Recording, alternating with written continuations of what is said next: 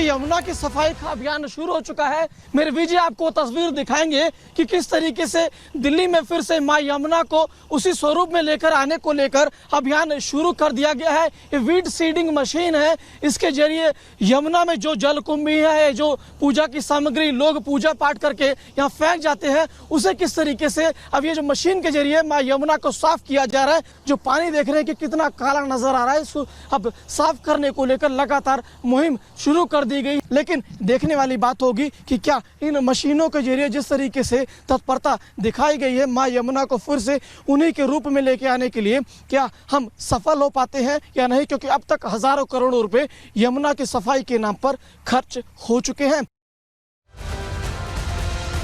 तो क्या रणनीति अपनाई जाने वाली है, वो जानकारी भी हम आपको देते हैं। देखिए, रणनीति नंबर 1, पहले यमुना से कचरा, मलबा और गाद हटाया जाएगा और उस पर काम चलेगा, उसके हिसाब से काम होगा। रणनीति दूसरी क्या है, नजफगढ़ ड्रेनेज, सप्लीमेंट्री ड्रेनेज पर काम होगा, क्योंकि यहाँ से सबसे ज्यादा गंदगी आ रही है, ऐसे में इस पर काम होगा। सभी प्रमुख नालों की सफाई को लेकर भी काम किया जाना है, जिस पर फोकस दिखाई दे रहा है। तीसरी रणनीति क्या है, सीवेज ट्रीटमेंट प्लांट्स की क्षमता बढ़ाई जाएगी और सीवेज ट्रीटमेंट प्लांट्स पर रोजाना निगरानी भी रहेगी। रणनीति नंबर 4, नई एसटीपीज यानी सीवेज ट्रीटमेंट प्लांट और डीएसटीपी यानी कि डिसेंट्रलाइज्ड सीवेज ट्रीटमेंट, इसके लिए निर्माण योजना बनाई जाएगी और उस पर काम होगा, जिससे करीब 400 MGD यानी 400 मिलियन गैलन प्रतिदिन गंदे पानी की कमी को पूरा किया जा सकेगा, गंदा पानी साफ किया जा सकेगा। ये रणनीति है, 4 रणनीतियां हैं जिसको देखते हुए यहाँ पर काम किया जा रहा है। वहीं नवीन चौधरी, एडिशनल चीफ सेक्रेटरी, उनसे हमने समझने की कोशिश की कि ये सफाई अभियान जो शुरू हुआ है कितना असरदार होगा, कितना काम करेगा। सुनिए जरा उनका जवाब। अभी वजीराबाद से लेकर ओखला तक चल रही है और अभी ठोस कचरा निकालने का काम चल रहा है, जो आप अपनी आंखों से देख पा रहे हैं। और इसमें ठोस कचरा कई प्रकार के हैं, लकड़ी, प्लास्टिक के सामान, जलकुंभी और दूसरे वीड्स और पूजा सामग्रियां, कई तरह की चीज़ें हैं जिनको अभी हम बाहर निकाल रहे हैं। अभी हम इस एस्टीमेट में जा रहे हैं कि अभी नीचे कितना पड़ा है, अभी तो ऊपर की हमने सारी गंदगी उठाई है। इस प्रकार से 7 बड़ी मशीनें काम कर रही हैं। इनका काम है अभी ठोस कचरा निकालना। ये अपने काम पे लगे हैं, ये परसों से काम पे लगे हैं, परसों आफ्टरनून से, और परसों से आज तक में ही काफ़ी तस्वीर बदल चुकी है रिवर की। तो देखिए, तस्वीर बदलने की तैयारी है, लेकिन आपको बताते हैं कौन कौन से विभाग हैं जो इन कोऑर्डिनेशन काम करने वाले हैं यमुना की शीतलता बरकरार रखने के लिए। दिल्ली जल बोर्ड, इसके अलावा अगला विभाग सिंचाई और बाढ़ नियंत्रण विभाग, वहीं इसके अलावा नगर निगम भी इन कोऑर्डिनेशन काम करेगा, पर्यावरण विभाग भी यहाँ पर साथ देने वाला, वहीं लोक निर्माण विभाग भी जुड़ने वाला है इस मुहिम से और दिल्ली विकास प्राधिकरण भी सहयोग देता दिखाई देगा। तो ये तमाम जो विभाग है इनको निर्देश दिए गए इन कोऑर्डिनेशन काम करने की। लेकिन जैसे ही ये काम शुरू हुआ, कहीं ना कहीं आम आदमी पार्टी को ये काम बुरा लगने लगा। बीजेपी ने कहा कि हमने काम शुरू किया, आम आदमी पार्टी कह रही दिखावा है। सुनिए जरा। पार्टी की कमिटमेंट है, सरकार बनने पर सबसे पहला काम यही होगा और ये पहली कैबिनेट में भी पास होगा। एक समिति भी बनाई जाएगी और ऑलरेडी यमुना जी के घाट साफ करने के लिए एलजी साहब ने इनिशिएटिव लिया है, वो स्वागत योग्य है। हम कमिटेड हैं कि 5 साल बाद वहाँ पर यमुना जी के तट साबरमती के तट जैसे होंगे, वहाँ पर लोग आराम से स्नान कर पाएंगे और यमुना जी साफ होगी। दिल्ली में इस टाइम ना कोई सीएम है ना कोई कैबिनेट है, पर दिल्ली के एलजी अगर अभी ये काम कर पा रहे हैं तो निश्चित तौर से ये क्लियर हो गया कि ये गंदी राजनीति कर रहे थे और पहले काम जानबूझ के नहीं कर रहे थे। एलजी साहब अब सिर्फ इस रेस से बाहर ना रह जाएं, सीएम रेस से बाहर ना रह जाएं, क्योंकि गुटबाजी चल रही है, अपने नंबर बनाने के लिए ये ऑप्टिक्स कर रहे हैं। तो सुना आपने, आप नेता ये कह रही हैं कि एलजी साहब पहले ये काम नहीं करना चाहते थे। क्या जानबूझकर एलजी साहब ने आम आदमी पार्टी सरकार के दौरान ये काम नहीं किया? इस सवाल का जवाब इस रिपोर्ट के जरिए आपको दे रहे हैं। यमुना जी को हम दिल्ली शहर की पहचान बनाएंगे। अभी ठोस कचरा निकालने का काम चल रहा है, दिसंबर 2026 तक कंप्लीट हो जाए, इस पे हमारा फोकस रहेगा। दिल्ली में आम आदमी पार्टी की सरकार को डुबाने में यमुना का बड़ा रोल रहा है। जैसे जैसे यमुना मैली होती गई, आम आदमी पार्टी की साख भी गिरती चली गई। यमुना की बदहाली को बीजेपी ने चुनावी हथियार बनाया और अपने घोषणा पत्र के जरिए यमुना के उद्धार का वादा किया।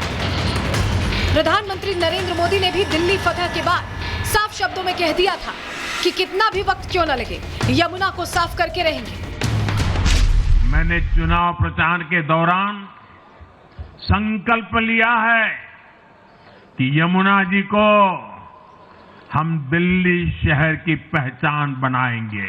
मैं जानता हूं ये काम कठिन है, मैं ये भी जानता हूं ये काम और लंबे समय का है। समय कितना ही क्यों न जाए, शक्ति कितनी ही क्यों न लगे, लेकिन अगर संकल्प मजबूत है तो यमुना जी के आशीर्वाद रहने वाले हैं।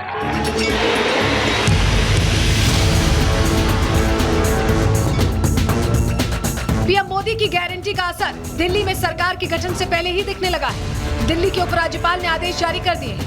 यमुना में अत्याधुनिक मशीनें उतार दी गई हैं।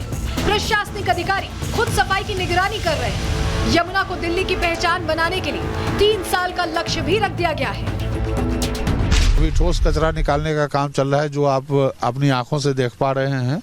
जैसा हाईएस्ट लेवल पर कमिटमेंट है, उस कमिटमेंट को 100% पूरा किया जाएगा। एलजी साहब कंटिन्यूअस इसमें मार्गदर्शन दे रहे हैं और उनकी मार्गदर्शन के तहत हम लोग कोशिश करेंगे 27 के एंड तक नहीं जाने की, 27 एंड से बहुत पहले कर लेंगे।